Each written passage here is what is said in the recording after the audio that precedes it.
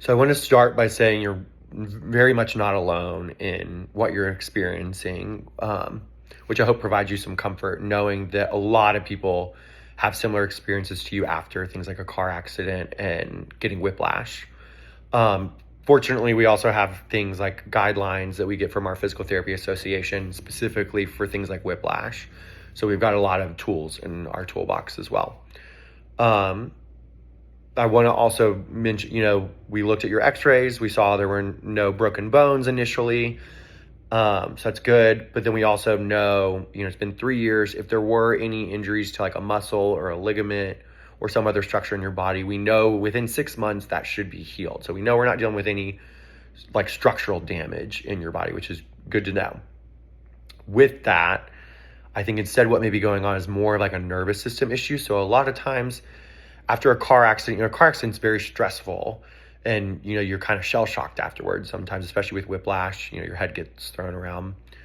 And then obviously after the car accident, you're dealing with things like insurance, any type of legal stuff as well can be stressful.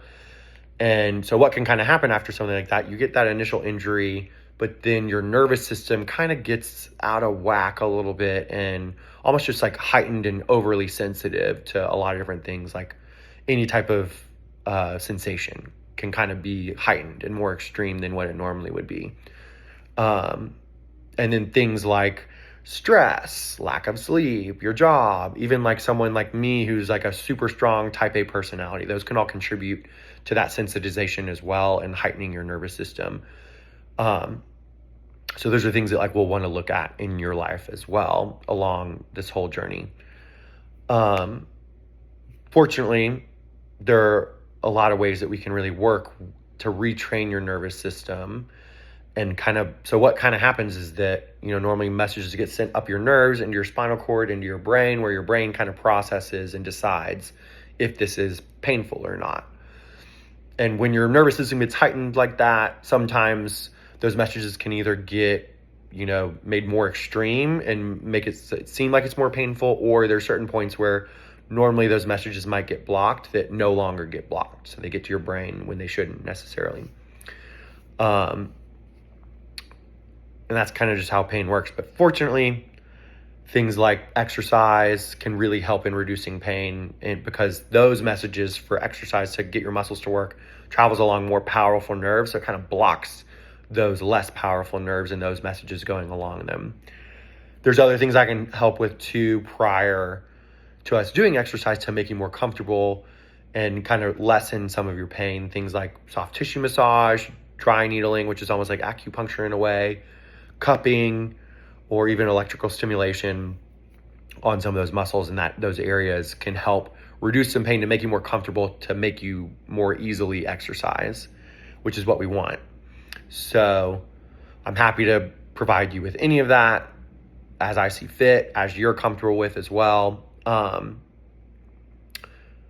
So where I want to start with you is really trying to retrain your nervous system and make your brain and body know that movement's okay, it's safe, you're not going to get hurt, and movement doesn't have to equal pain. So we'll be working in certain ranges of motion with your neck that you're still comfortable with and aren't going to produce any pain for you.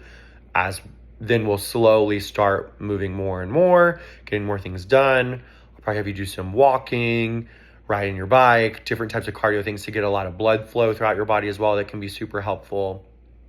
And then we'll be having more of these conversations about things that are stressful in your life, trying to find ways to reduce them. And then I'm happy to provide you with different things like articles, other forms of education that I can provide specifically for you and your situation to help you as much as possible. With that, I also want you to come every single time. If there's any questions you have, I want to answer them for you. And I want to get your feedback as well to know what is or is not working for you, because I'll be giving you feedback throughout our sessions, but I need your feedback as well so that I can cater everything I'm doing specifically for you and your circumstances, because that's what's most important to me. Because my goal is to get you back to all the things you want to do. So I hope that helps. I hope that provides you with some insight and makes you feel a little better.